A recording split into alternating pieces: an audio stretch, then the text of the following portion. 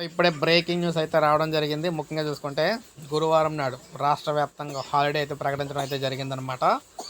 ఇక్కడ రేవంత్ రెడ్డి గారు అయితే కీలక ఆదేశాలు జారీ చేశారు. రాష్ట్ర వ్యాప్తంగా హాలిడే అయితే ఇచ్చారు.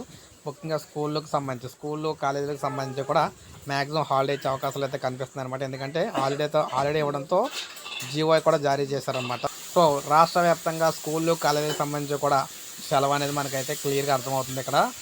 అయితే దీనికి సంబంధించిన జీవోలో ఏం చెప్పారు ఏంటని చూద్దాం. ఇక్కడ మీరు చూసుకోవచ్చు, ఇప్పుడే కీలక జీవో అయితే విడుదలైందనమాట. రేపు ప్రత్యేకంగా ఉద్యోగులకు సెలవు అయితే ఇచ్చారు.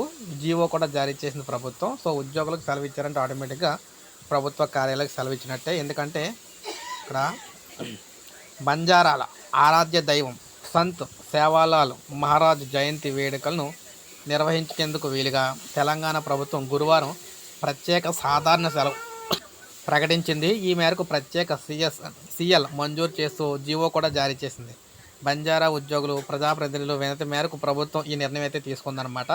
సో విధంగా ప్రభుత్వం సెలవు అయితే ఇచ్చింది కాబట్టి ప్రభుత్వ ఉద్యోగులు సెలవు ఇచ్చిందంటే ఆటోమేటిక్గా ప్రభుత్వ సంస్థలు కానీ సెలవు ఇచ్చినట్టు అనమాట. సో విద్యా సంస్థలు కూడా ప్రభుత్వమే కాబట్టి వాటికి కూడా సెలవు ఉన్నట్టు అర్థమవుతుంది మనకి.